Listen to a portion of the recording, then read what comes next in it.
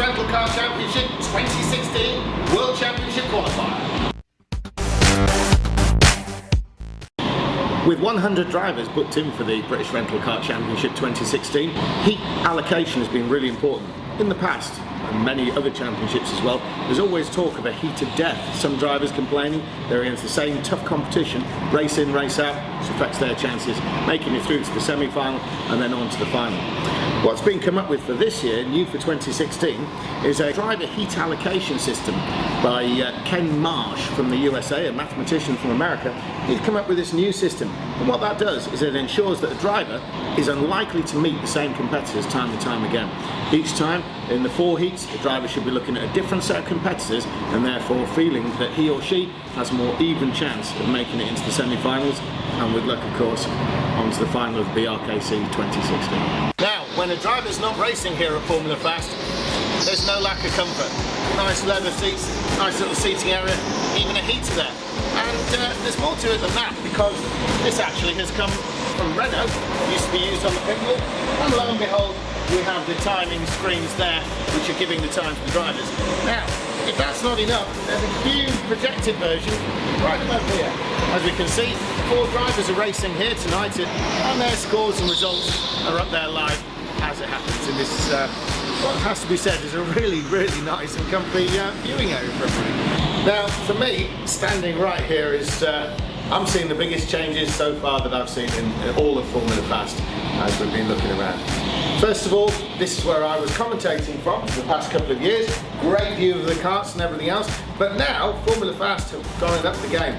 I was sitting here freezing for the last couple of years. I've been really cold, jumping up and everything. Now it's a sealed room, very nice and warm, superb facility, and it's going to be featuring some of the most state-of-the-art simulators that you can find for motorsport. But what Formula Fast have got lined up for their simulator section here is going to be absolutely outstanding. It's going to be well worth a visit over the weekend. And here at Formula Fast, races are catered for in many ways, not only with the hot on-track action, but also with nice drink and nice food. Big selection of pizzas, including old favourites, and my favourite, pepperoni. Nice. When it comes to national and international indoor karting, including World Championships and all the major national events, pit stops are a very, very important part of it. So far with the BRKC last year, we had a system where a driver came into the pits, physically brought the car to a stop. The marshal with a lollipop was in control of that, and would only raise the lollipop when he had deemed the car to have come to a stop. The driver then moved on to another stop, and they were held with a lollipop, and once the car had stopped, the lollipop was raised, the driver released it back onto the circuit and into the race. However, a few discrepancies came up, a few accusations of officials not getting it quite right with the lollipops, drivers claiming they were stopped when they weren't, and so on and so forth. So, new for 2016 with the BRKC, we have the laser-assisted pit stop system. Now let me explain the laser-assisted pit stop system. What happens is, instead of a marshal beam down there, we now have a laser beam running across the pit lane. The driver comes in to make the first stop in the pit lane, his cart breaks a beam, and the cart has to keep that beam broken for a set amount of time. The driver's obviously be informed of this before the start of the event, and it will be kept consistent through the event. However, the cart may stop, it may keep moving, but whatever happens, the driver must keep that beam broken during the time that he has a red light. Once the light goes green, the driver can accelerate forward, allowing the beam to reconnect, and then move on to the second part of the pit stop, once again with a laser beam going across, breaking that beam, keeping that beam broken while the red light is on. When the green light comes on, the driver can accelerate through and back out into the race. Things that may occur if the driver actually allows the beam to reconnect before the green lights come on, the yellow light will show, and the driver will have to do that pit stop again. This way, there's absolutely no question it's the official's fault. It must be the driver going before he's been given the green light. Let me show you what that means on this computer here. Let's have a look at this. Here's the cart entering the pits now. Blue box, giving the beam across here now. The driver's got a red light, they're waiting, green light goes, and the driver allows the beam to reconnect behind them. Let's see that from another angle. There's the beam across, there's the red dot where the beam is connected to. The driver breaks the beam, receives a red light. The driver knows to not allow that beam to reconnect. The green light has come on, the driver can pull forward and allow the beam to reconnect across the pit lane. Let's see it go wrong here. The driver comes in a bit too fast, not patient enough. The red light is on, but the driver keeps going and receives a yellow light because the beam was reconnected before the driver was given the green. And again, we can see the yellow lights come on. The driver just too fast. So that is the laser-assisted pit stop system, new for the BRKC in 2016. We'll see how it works, and we'll see who comes up with excuses and who gets it right. Okay, now on the circuit here, this is one of the more difficult areas of the track at Formula Fast. British Rental Car Championship, you saw a real load of action here at this section last year and in fact the year before. This of course, the fabled snail section. Scene of much controversy. What happens here in the snail section is a very fast entry into this particularly quick corner here, and as we move through the corner we can see that we've got the tiniest bit of a short straight leading into the sharpest hairpin imaginable, potentially the sharpest part of the whole track, a really tricky bit to get right, and that's when you're driving on your own. When you're battling side by side, two carts, one cart making a jump on another here, easy to make contact, particularly involving back markers. Now we did see some of that last year. There was a fair bit of accusation, fair bit of recrimination, and quite a lot of acrimony from that one. Anyhow, having come through the tight hairpin, the driver mustn't run too far, but yet it's so easy to push the guy in front wide. We've seen that before, a lot of controversy on that one, and another very, very tight corner. This is the sort of centrepiece of the snail section now, and we can see that this particularly tight corner is going to lead us out into a fast, long, sweeping bend. And once again, we've seen action in that part, action in this part. It's going to be the same in 2016 as the last 2 years, no question. Now, if you want action in an indoor kart, look no further than the main hairpin at Formula Fast here. What we have in this situation is a huge long straight, very long by any standards for indoor karting, into a corner which tightens and then goes immediately into a sharp hairpin. Look how tight this bit is over here, very, very tight indeed.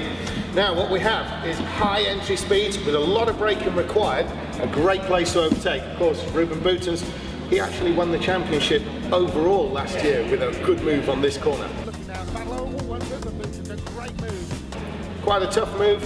Everything that happens down here is pretty robust. It's a great place to watch the action, and I'm sure in 2016 we'll see the same sort of thing. Okay, now, of the many difficult corners here at Formula Fast, those are tougher really than this section here. What we have is a sweeping right-hander coming through this section here. Now, drivers would ideally want to run wide, but they have to stay on the right, because upcoming is very, very tight hairpin just here. This hairpin's really important. We saw a lot of bumping and bashing last year and a few dodgy moves.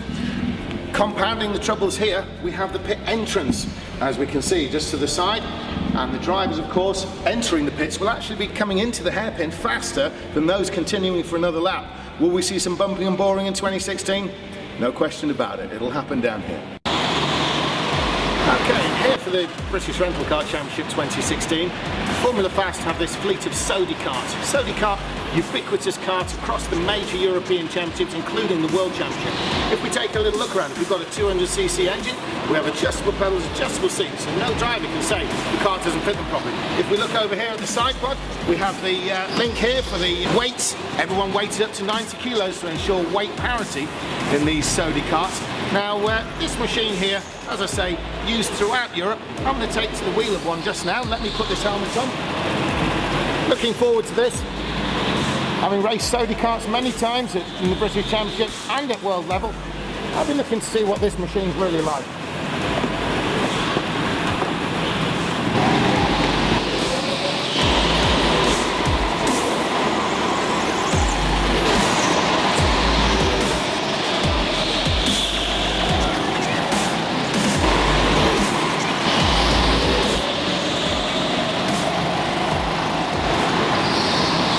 Wow, I have to say that was everything I expected it to be. Very fast cars, very, very demanding track, absolutely nowhere to relax. I just shudder to think what it's going to be like when the BRKC regulars reconvene here. It's going to be absolute bedlam, and very, very tough indeed. Running around there with the Formula Fast regulars, very, very interesting to see what's going on, and my goodness me, I just can't wait to talk about this thing. I'm just really glad I don't have to drive in it. Let's have a little look at it. I'm leaving the pits just here, which is what the race will see. Some of the Formula First regulars on a members' night, they're out in front of me, so I'm going to do my best to stay with them, but they are very, very fast and very good. A very fast S-bend to begin the lap, and then we're straight into the snail section. Really tightening corners, a tiniest straight, and then a sharp hairpin. This car slides into the hairpin nicely, running out wide and then coming back to the inside for what seems like an eternal left-hander. Trying to hook the inside as much as possible, but without doing so to use too much steering and cost speed. Now onto that long backstretch in towards the famous main hairpin. Very tough, car does move around. Very easy to lose time there as well as positions. Now into this tight bit near the pit entrance. It was just how I expected. Very difficult to get right and gain time. Now we're starting another lap, so let's have a look into the snail section here. Trying desperately to stay with the guys in front of me. A bit of an opposite lock there. As you can see, the course is quite slippery, but does offer grip in the right places. Through the long left, very, very long. It's varying in its tightness. It kind of comes in and goes out a little bit. Then we're onto that main backstretch, hoping nobody's latched onto the back of me and is trying to move up the inside. Sending it in there to the hairpin. I've lost a little bit of time there, to be honest. In towards the final corner here, the pit exit is there to the right, and we're continuing for yet another lap. And really what I'm picking up from this is it's important as much as finding speed, not giving speed away. A very, very challenging course, very precise, and one that's going to favour the technically expert. Practice is going to play a part in this. There's no way you're going to be able to just turn up and expect to win this deal just trying the track for the first time. And as I'm coming now into the pits to finish it, I certainly know I've been out on the racetrack, that's for sure. That's the circuit, and like I said when I got out of the kart, I'm actually glad I'm talking about it, not having to drive it. Finally, it's here, 2016, and the British Rental Car Championship about to get underway.